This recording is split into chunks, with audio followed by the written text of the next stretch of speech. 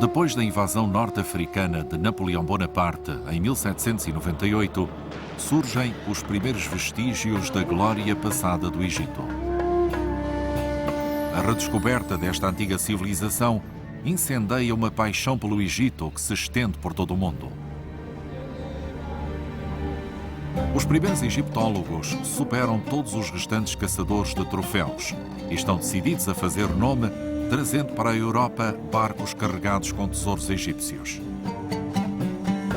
França, Inglaterra, Itália e Alemanha competem furiosamente para conseguir as maiores e melhores peças da arte e da cultura egípcias. Durante o século XIX, desenvolve-se um respeito cada vez maior pela cultura egípcia, que se converte também rapidamente num motivo de competição internacional. As nações europeias rivalizam entre si para ver quem liderará a conservação dos tesouros egípcios. Descobriremos como um grupo de colecionadores ambiciosos passa do saque à conservação ao embarcar em busca do Egito Antigo.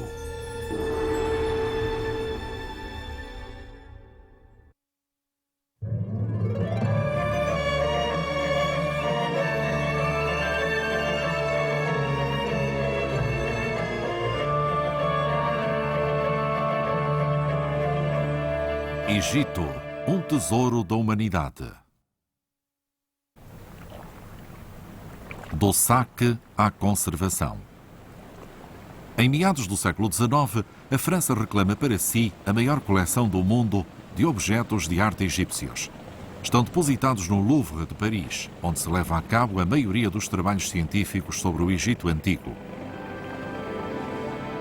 Em 1847, o Departamento Egípcio do Louvre admite o seu mais recente empregado, Ferdinand Auguste Mariette, de 26 anos de idade.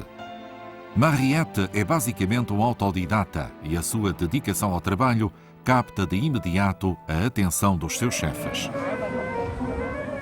Ao fim de 3 anos é escolhido para uma missão no Cairo. A sua função é adquirir manuscritos coptas para assegurar que a França continua a possuir a maior coleção egípcia do mundo. Adquirir objetos egípcios é um negócio competitivo ao qual se dedicam quer museus, quer colecionadores privados. Os ingleses são mais ricos que os franceses. Os italianos têm menos escrúpulos e os alemães são mais ambiciosos. A egiptologia no século XIX é uma ocupação perigosa, cheia de subterfúgios, traições e puros e simples roubos. Mariette apaixona-se pelo Egito, mas a sua falta de experiência faz com que os valiosos manuscritos se escapem das suas mãos. Está convencido que o seu fracasso humilhará o Louvre e lhe custará o lugar, mas com os olhos postos no deserto e nas longínquas pirâmides, escreve no seu diário. The peaceful city stretched before me with the pyramids standing to the west. I was utterly absorbed. There, almost within reach of my hand, lay a whole world of tombs, inscriptions and statues. Decidida a obter o máximo proveito possível da que poderia ser a sua única viagem ao Egito, Mariette decide visitar as pirâmides e uns quantos templos, até que se lhe acabe o dinheiro. Durante as suas viagens faz-se amigo de uma tribo de beduínos que lhe contam histórias fantásticas de tesouros fabulosos, túmulos antigos e cidades perdidas, enterradas todavia sob a areia do deserto. Mariette convence-se de que, se conseguisse demonstrar que alguma dessas histórias era verdadeira, poderia voltar à França como um herói. Seguindo uma pista mais lendária que real, dirige-se a Saqqara, a sul das pirâmides. Ao chegar, não encontra mais do que blocos de pedra quebrados e areia. The necropolis at Saqqara is a spectacle of desolation. Walls of broken brick, mounds of sand mixed with stone. Here and there, the bandages of mummies blown by the wind, and human bones bleached by the sun. Mariette monta o seu acampamento em metade do antigo cemitério. Está desesperado para encontrar algo que o redima aos olhos de França.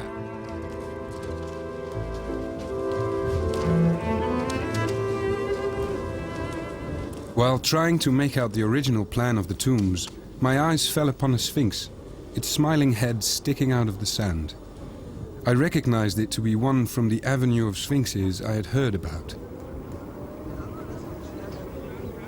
Without doubt, precious remains and unknown texts lay beneath these sands, so I assembled about 30 workmen around the Sphinx, a discovery that would completely transform my life. Em poucos dias, uma dupla linha de esfinge emerge da areia e volta a gozar do sol do deserto. A espera é quase insuportável. Mariette tem grandes esperanças. Sabe que no extremo desta antiga avenida, segundo a lenda, existe um labirinto de túmulos chamado Serapion. Ao fim de 3 meses, uma avenida inteira, flanqueada por 141 esfinges, indica o caminho até à luxuosa entrada do Serapion. O Serapion está dedicado a Apis, o deus da fertilidade e da ressurreição, com forma de boi, e é uma combinação de túmulo e de templo, que data de uma época inicial da história egípcia, da qual não se sabe quase nada.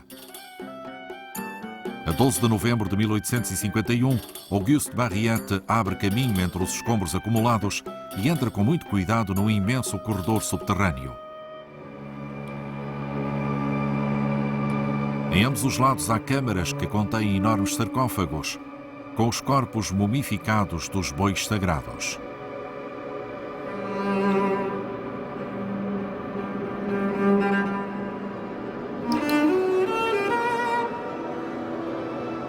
As câmaras, lugares de culto sagrado, estão cheias de milhares de objetos magníficos.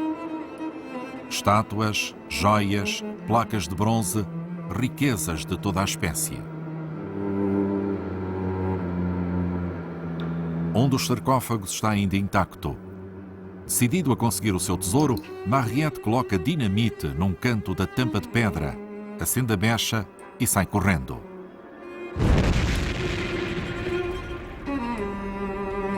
Foi assim que se destruiu o corpo mumificado do único boi Apis que restava. Quando a descoberta se torna conhecida, Mariette está no centro de uma tormenta política. Os antiquários europeus e os egiptólogos rivais condenam-no. O governo egípcio e as autoridades locais, conscientes por fim do autêntico valor da sua herança, acusam-no de roubo e de destruição de antiguidades. Sem desanimar, Mariette continua a trasladar tesouros do Serapion, voltando a enterrá-los de novo no deserto para impedir que os seus competidores os encontrem, sejam eles legais ou ilegais.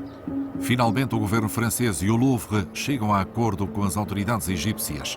As duas nações dividirão o tesouro. Quando a escavação termina, mais de 230 caixas de tesouros de incalculável valor embarcaram para o Louvre. O mais extraordinário é que outras tantas permaneceram no Egito. Após quase 4 anos, Mariette voltou a Paris, onde é recebido como um herói e é nomeado conservador no Departamento de Egiptologia do Louvre. Vive, porém, obcecado pelo deserto e pela emoção da descoberta. Escreve: My work at the Serapeum made it impossible for me to pursue a purely academic career. I knew I would die or go mad if I did not return to Egypt immediately. Mariette não chegou a passar um ano em Paris e voltou ao Egito face à insistência do vice-rei da Turquia. Curiosamente, o homem que pouco antes fora acusado de roubo era agora nomeado primeiro diretor do novo Serviço de Antiguidades Egípcias. Mariette dedica-se à sua nova função com o zelo do convertido. Ao receber plenos poderes para conceder licenças e controlar todos os trabalhos de escavação, Mariette começa a considerar a caça aos tesouros como algo ilegal e imoral.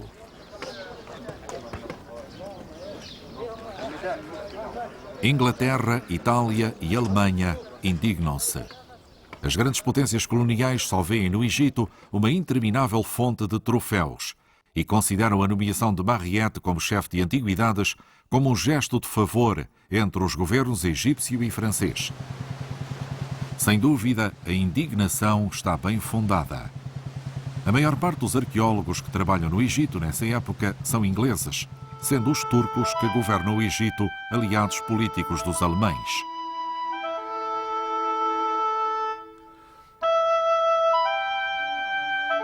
A primeira oportunidade de Mariette para exercer os seus novos poderes chega em fevereiro de 1859, quando um grupo de trabalhadores egípcios descobre o túmulo da rainha Haotep, perto do antigo cemitério de Tebas.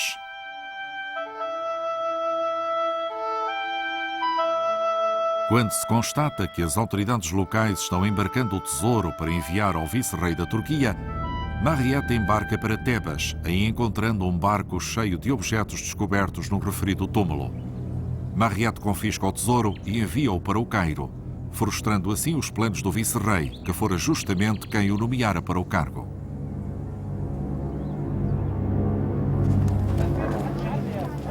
Impaciente para regressar ao campo de escavação, Mariette monta uma expedição ao templo de Amon, em Karnak. Para dar o exemplo, Mariette começa a empregar métodos como os que o egiptólogo alemão Karl Richard Lepsius desenvolvera. O seu método era conhecido como estratigráfico, consistindo na determinação das datas dos objetos enterrados, comparando a profundidade a que se encontram. Usando as técnicas mais recentes, Mariette insiste em fotografar todos os objetos antes de os retirar do solo.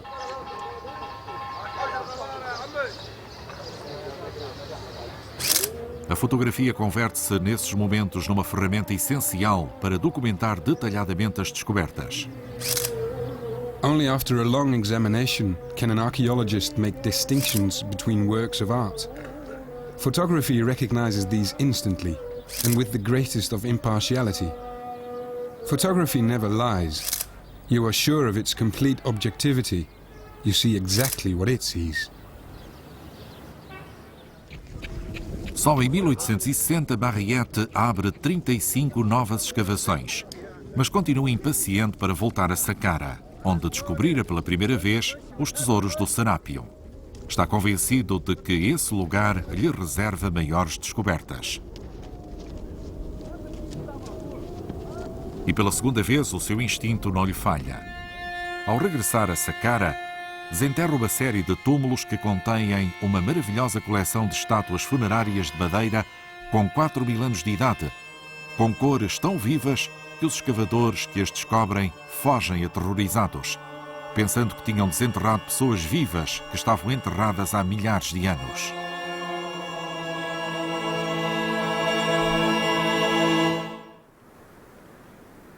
Com estas últimas descobertas, Mariette transforma-se num pioneiro do estudo do Império Antigo do Egito, uma época que terminou há quase 4.000 anos.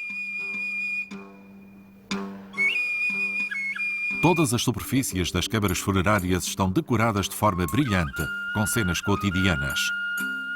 Gente caçando e pescando, trabalhando e jogando.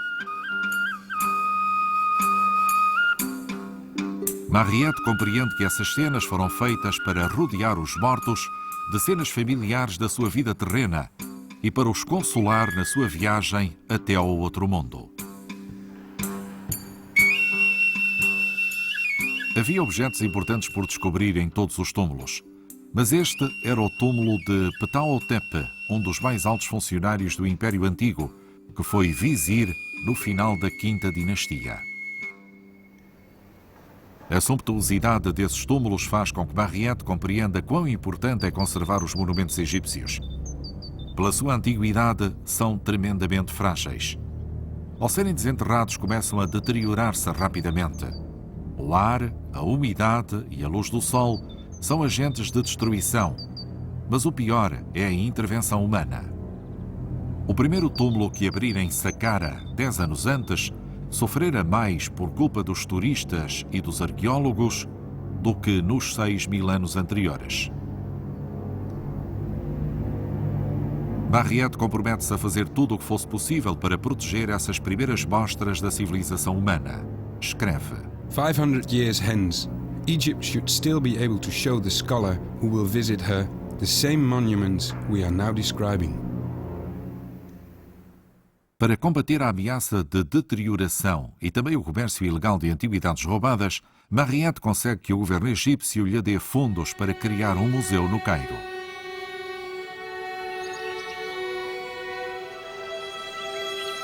Os seus esforços têm êxito e o primeiro museu de objetos de arte egípcia no Egito, o Museu de Boulaq, abre em 1858.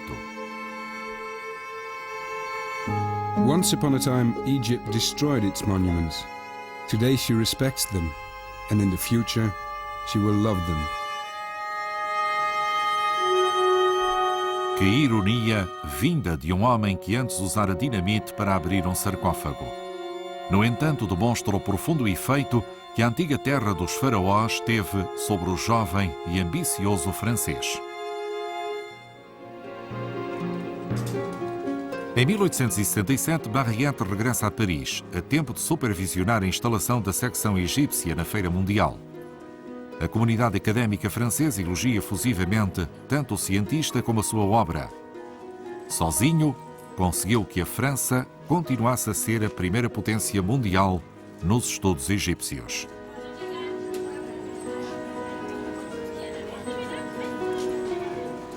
Quando regressa ao Egito, Mariette encontra outra oportunidade para impressionar o mundo.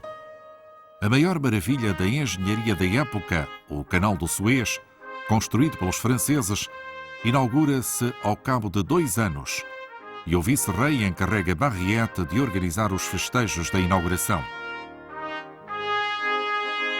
Como acontecimento central dos festejos, Mariette programa uma grande ópera que celebre as glórias do Antigo Egito. Para a escrever, Mariette contrata o compositor Giuseppe Verdi e, pessoalmente, esboça o guião e desenha o cenário e o vestuário para a obra, que intitula Aida.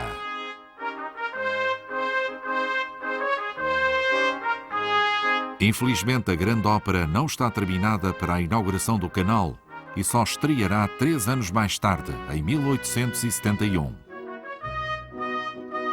Tragicamente, a Aida será o último acontecimento na vida de Mariette.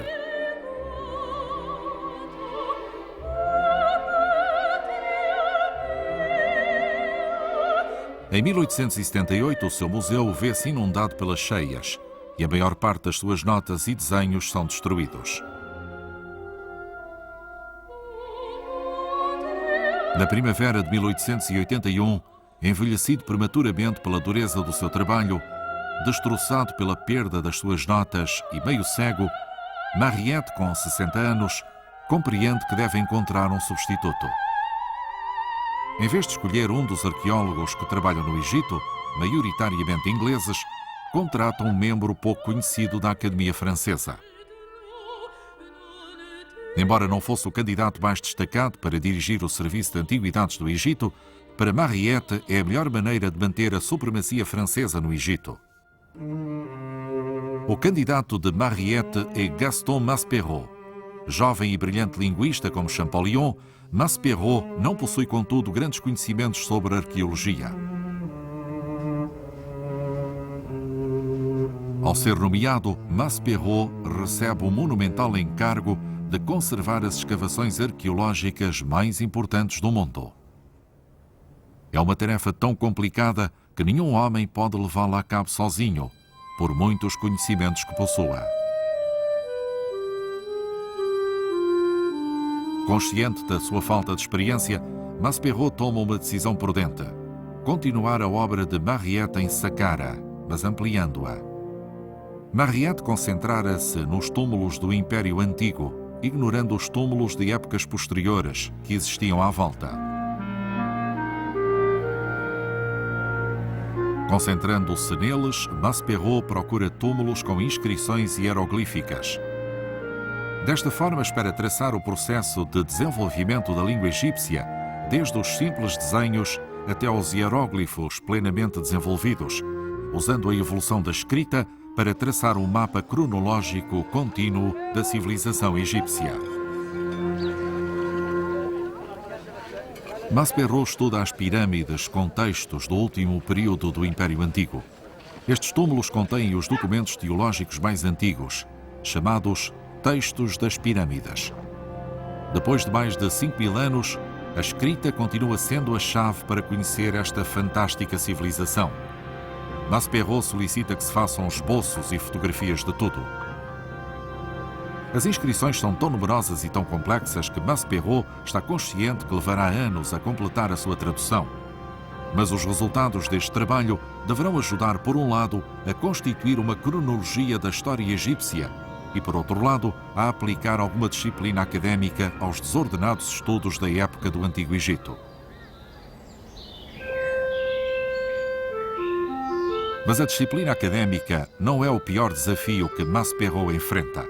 O pior é controlar o comércio de antiguidades no mercado negro. O Egito, na década de 1880, continua cheio de saqueadores, autoridades corruptas e traficantes de antiguidades no mercado negro.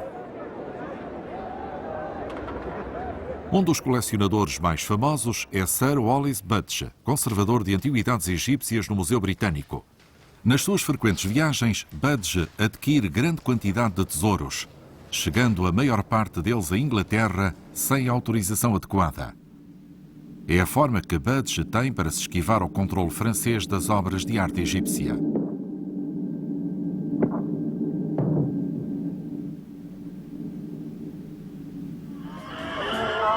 A rivalidade nacional que manteve a Inglaterra e a França em guerra desde a Idade Média até à queda de Napoleão, ocorrida somente 65 anos antes, transformou-se num jogo de guerra cultural.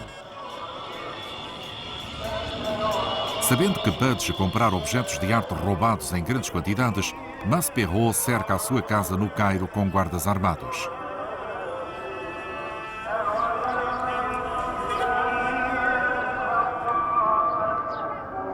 Budge, em resposta, manda escavar um túnel a partir da sua casa até ao hotel vizinho e leva o seu tesouro pela porta de serviço do hotel. Maspero enfurece-se. Para complicar ainda mais as coisas, os avanços nos transportes em barco a vapor e em caminho de ferro atraem ao Egito uma multidão de turistas ricos, desejosos de levar para casa um pedaço de história antiga. Não costumam perguntar de onde provêm as recordações que compram, e muitos nem sequer se dão conta de que estão comprando objetos de arte originais.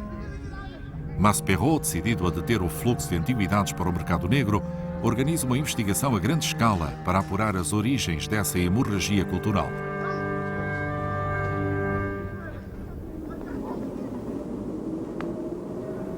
As suspeitas apontam diretamente para 3 irmãos da aldeia de Gurna, conhecida desde o século XIV como refúgio de ladrões de túmulos.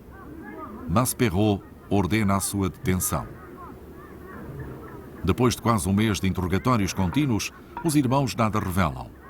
Por fim, quando libertam 2 deles e confrontam o terceiro com o espólio roubado, este confessa e revela toda a operação, bem como o esconderijo do tesouro. Seguindo as indicações do ladrão, Émile Bruch, ajudante de Maspero, e a sua equipa de investigadores chegam perto de Deir al-Bahari, continuando o seu percurso por um caminho há muito esquecido. A cerca de 60 metros de altura, numa colina, o grupo encontra a entrada de um poço, bem escondida. Depois de retirar os escombros que cobrem a entrada, a equipa desliza por um comprido e bastante inclinado túnel. Os investigadores abrem caminho até ao fundo da passagem e descobrem uma cena digna da gruta de Ali Baba. Maspero escreve no seu relatório oficial: It was incredible. Where I'd been expecting to find 2 or 3 insignificant kings, we uncovered a whole vault of pharaohs. And what pharaohs! The most famous to have ever ruled Egypt, the conquerors of Syria and Ethiopia. Thutmose III, Seti I, and Ramses II.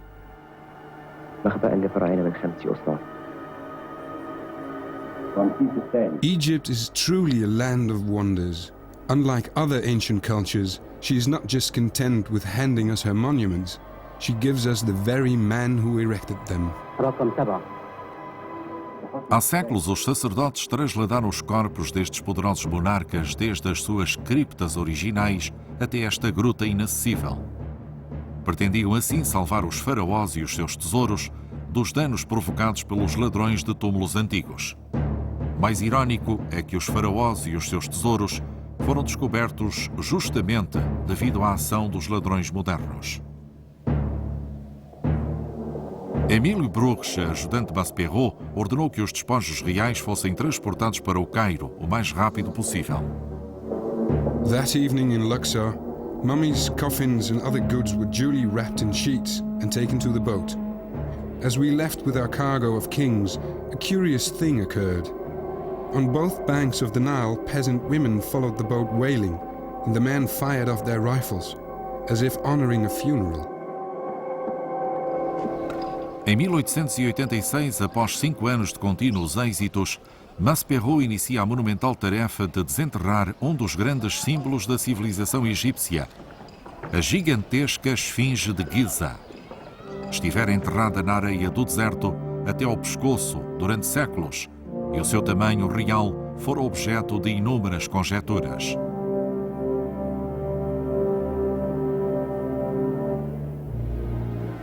A equipa de escavação de Maspero pôs-se a trabalhar e, ao cabo de 3 meses, começa a surgir o corpo do enorme animal. Quando os trabalhadores terminam a sua ação, o nível da areia baixara mais de 20 metros. O plano de Maspero não se limitava, todavia, a desenterrar a grande estátua. Pretende saber se há túmulos sob a Esfinge. No entanto, ele nunca as encontrou. Há ainda nos nossos dias quem continua a acreditar na sua existência, embora as atuais provas arqueológicas não confirmem a teoria.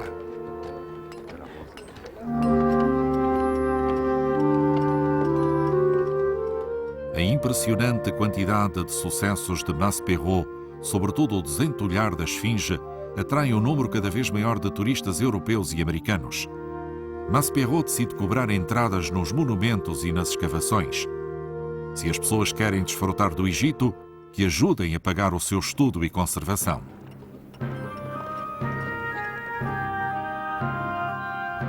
Ao fim de alguns meses a libertar a Esfinge, Maspero volta à França para prosseguir a sua carreira académica e passar a escrito os seus trabalhos. Foi um intervalo que duraria 13 anos. Na sua ausência, as técnicas de investigação arqueológica continuam a desenvolver-se e Maspero teve dificuldades em estar a par dos acontecimentos. Por fim, em 1899, aos 53 anos de idade, Gaston Maspero regressa ao seu amado Egito.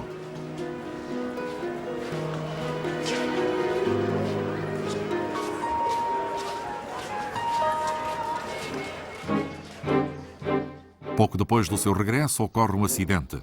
A 3 de outubro de 1899, um terremoto castiga o grande templo de Karnak. 11 colunas cedem e a sala principal fica em ruínas.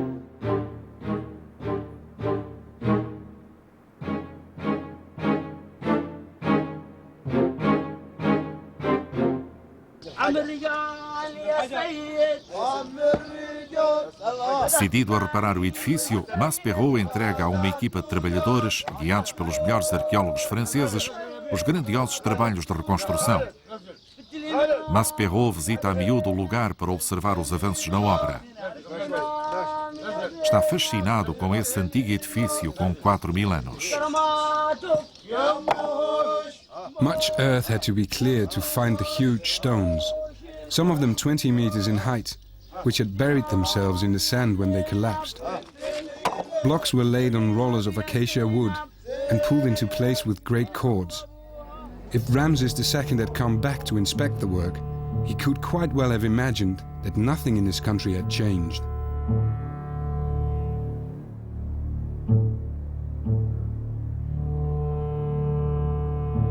Os trabalhos de reconstrução, não obstante cumprirem as exigências mais estritas da época, provocam um debate internacional.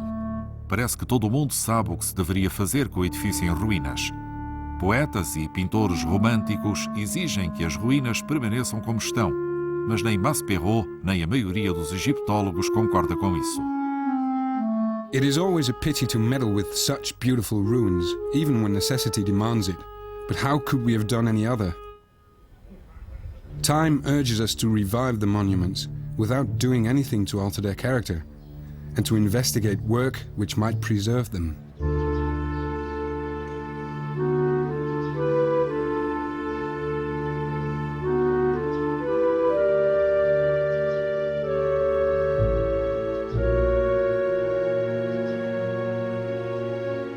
Se a reconstrução do templo em si mesma não fora bastante impressionante, as descobertas feitas durante o restauro quase ensombraram o próprio trabalho.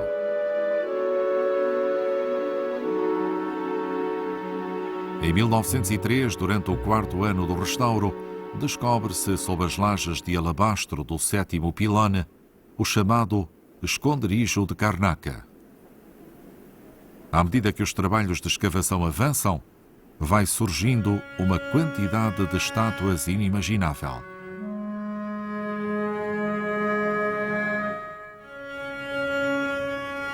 Maspero escreve: For 20 months now we've been fishing things out of the Karnak temple. Statues, busts, mutilated trunks, bodies without heads, enthroned pharaohs, queens and priests, caught in the very moment of their lives, professions and ranks. An entire people ascending into the light. Cada passo é cuidadosamente registado, desenhado e fotografado, usando os melhores métodos arqueológicos da época. Quando o projeto é dado por terminado, vieram à luz do dia quase 17.000 obras de arte egípcia. Trata-se de um enorme passo adiante para compreender o mundo do Antigo Egito.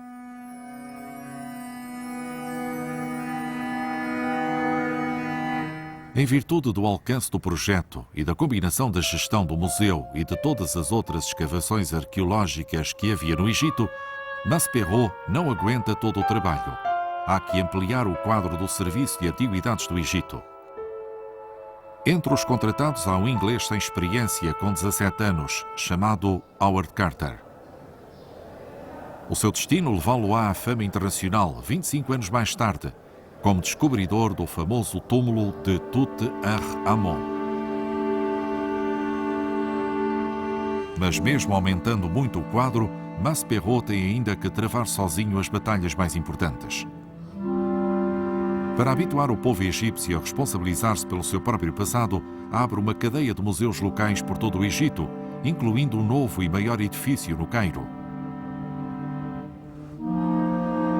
Maspero está convencido de que uma maior consciência pública ajudará muito a proteger os tesouros do Egito. Logo em 1912, alcança algo pelo qual os seus predecessores haviam lutado durante mais de 60 anos.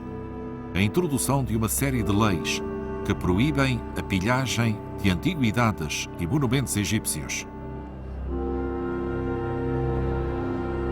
Quando Gaston Maspero se retira em 1914, a sua ação tinha tido um profundo impacto no Egito, estabelecendo as bases para que outros investigadores continuem fazendo a egiptologia avançar como ciência.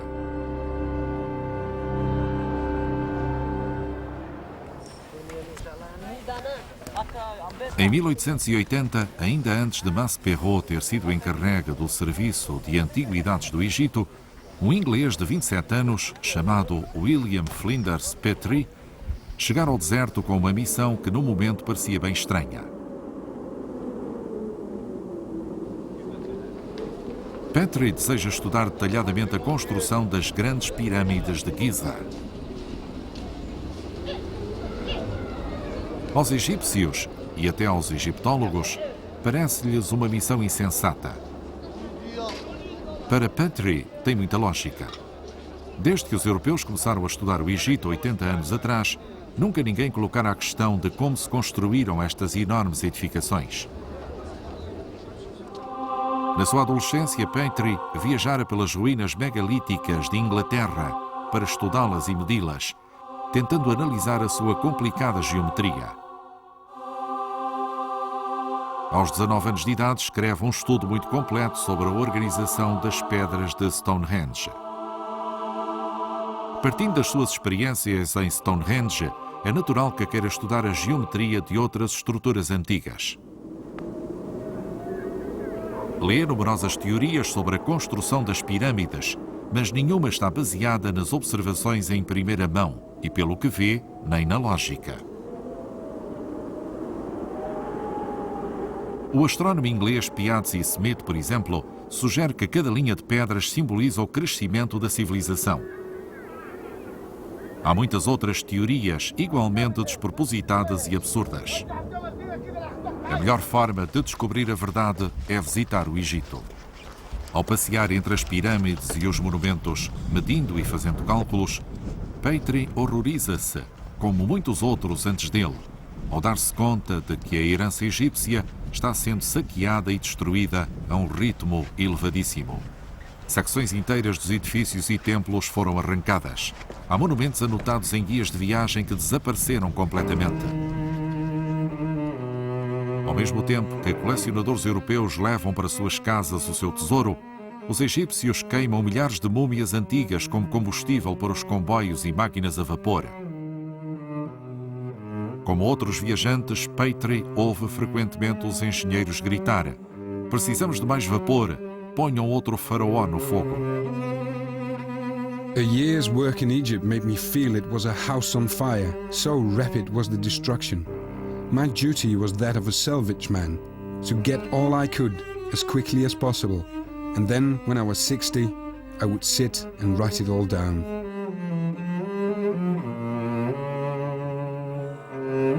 Em 1880, após um ano de viagens, medindo e recopiando, Petrie volta a Londres para escrever sobre as suas descobertas.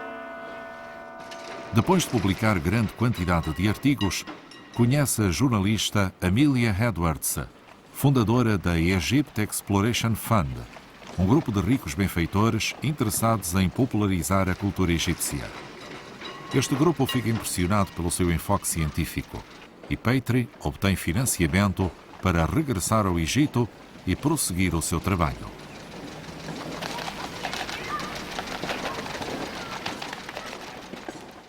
No seu regresso, Petrie vai a Tanis, no delta do Nilo, onde faz um estudo detalhado de um templo da época do Império Novo. Excavation in Egypt fascinates me, and I hope that the results may justify the enterprise. I believe the true line of research lies in the careful noting and comparison of the smallest details.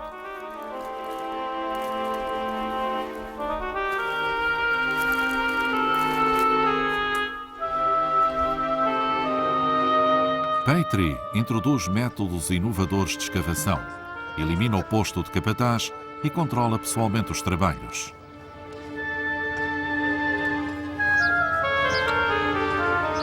At Tanis, I had 170 workmen under my command, who worked without being pressured by the foreman. Muitos egiptólogos especializados consideram Petrie um mero aficionado, um diletante, mas os seus métodos são muito populares entre os trabalhadores e, graças a eles, consegue resgatar inclusive os objetos mais pequenos, nem por isso menos importantes. Quando terminam as escavações, Petrie está sem fundos. Mas como não desejava abandonar o Egito e como lhe renovaram a subvenção, dedica o ano de 1887 a fazer um cruzeiro pelo Nilo com um amigo. Durante a viagem, Petrie, como outros arqueólogos de ideias avançadas, faz centenas de fotografias que proporcionam um registro mais exato e mais objetivo que os esboços ou as gravações. Ao sul de Assuão, na ilha de Seyel, encontra centenas de inscrições antigas cinzeladas nas rochas da encosta de uma antiga colina.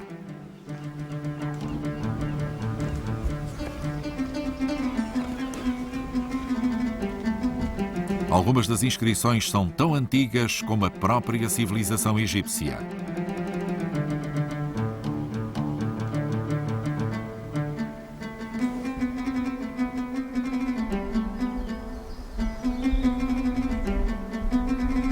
Umas contam as viagens dos embaixadores egípcios a terras núbias. Outras são crónicas das campanhas militares empreendidas pelos faraós.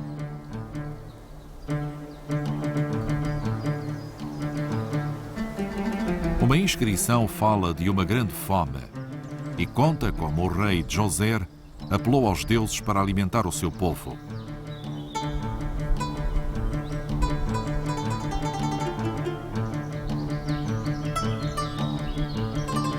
Decidido a estudar estas inscrições, Petrie e o seu companheiro sobem a encosta com cordas para fotografar, esboçar e inventariar estas tão notáveis inscrições.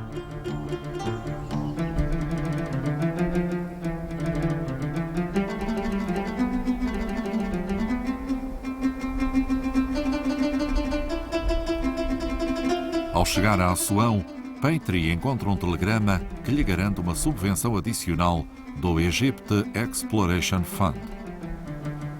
Sem duvidar, dirige-se ao oásis do Fayoum. Aí, Petrie encontra inúmeros túmulos, bem como pirâmides, construídos ao longo de mais de 4.000 anos. Os mais recentes foram construídos apenas um século depois de Jesus Cristo, ou pouco mais. Embora as pedras exteriores tenham sido roubadas há muito tempo, Petrie espera encontrar as câmaras funerárias ainda intactas. Os que mais interessam a Petrie são os túmulos mais recentes. Sabe-se muito pouco da vida do Egito durante os séculos posteriores à morte da sua última rainha, Cleópatra. Nos túmulos, Petrie descobre uma coleção de 60 retratos funerários magníficos, pintados sobre painéis de madeira.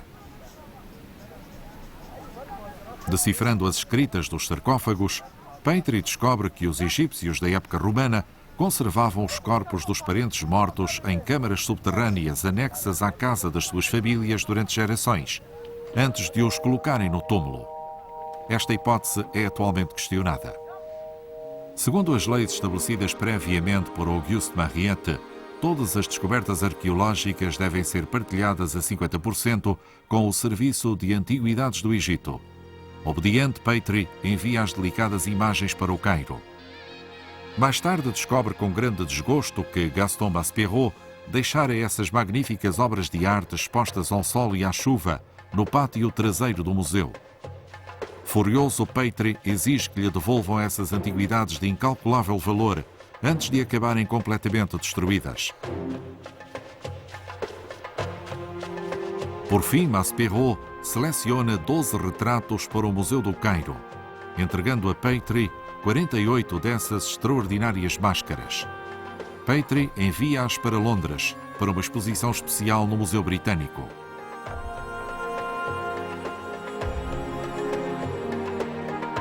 Ao regressar ao seu trabalho no Fayoum, Petrie descobre os restos de um povoado com 4.000 anos, onde viveram os trabalhadores que se dedicaram à construção dos túmulos dos faraós.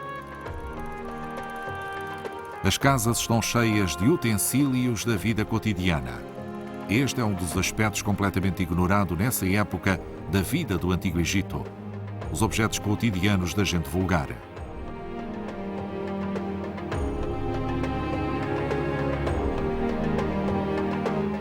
We found papyri, implements for weaving, tools made out of wood and flint, pots, toys of dried mud, clothes and leather sandals.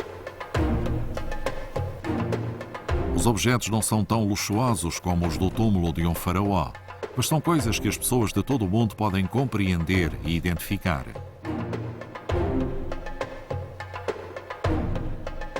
Cada vez que um dos objetos é retirado do solo, Petrie insiste, como sempre, em registar com exatidão a sua localização.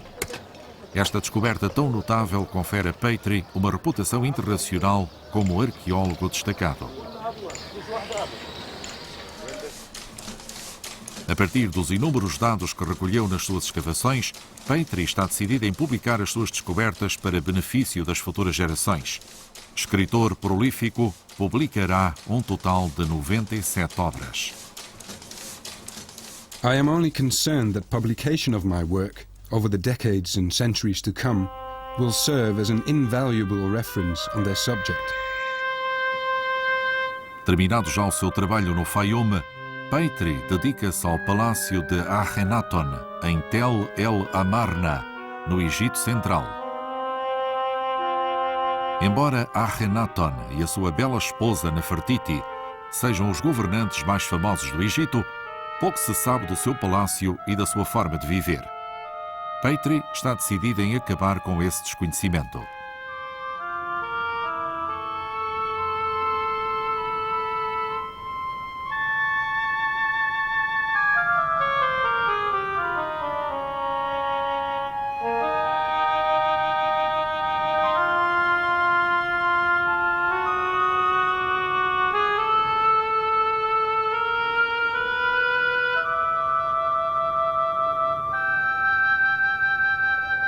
Começa em 1891. Escava sistematicamente e examina os restos deste conjunto com 3.500 anos de idade. Quase no início dos trabalhos descobre um magnífico pavimento pintado. É uma obra-prima da arte do Império Novo, com quase 90 metros quadrados de superfície. Uma sanefa de flores de lótus rodeando um jardim pintado, com os seus caminhos e o seu lago rodeado de animais. A descoberta transforma-se instantaneamente numa importante atração turística do Egito. Como não havia acesso direto ao lugar, os visitantes destroçam os campos sem qualquer cuidado para chegarem a Tel El Amarna. Com protesto, os camponeses irados acercam-se do lugar e arrasam o seu magnífico solo. As futuras gerações só poderão apreciar a beleza desse pavimento através das fotografias e dos pormenorizados desenhos de Petri. Com o passar do tempo, Petri sente cada vez mais curiosidade pelas origens da civilização egípcia. O trabalho de Mariette em Saqqara ajudara a descobrir os segredos do Império Antigo e Maspero estabelecer a sequência do desenvolvimento da língua egípcia. Mas o que é que existia antes da época dos faraós? After having immersed myself in each of the great periods of Egypt, I was impatient to discover how it all began. Petri começa a sua investigação na margem ocidental do Nilo, a norte de Luxor. É aqui que descobre uma grande necrópole com milhares de túmulos de uma época desconhecida da história do Egito. O cemitério é tão vasto e as escavações tão extensas que Petri se vê obrigado a elaborar um sistema completamente novo de escavação e classificação. Para encontrar um sentido para essa enorme quantidade de achados, Petri desenvolve uma tabela comparativa muito simples, onde classifica cada objeto segundo o seu estilo, a sua forma e a sua decoração. As tabelas de Petri são ainda usadas pelos modernos arqueólogos e paleontólogos.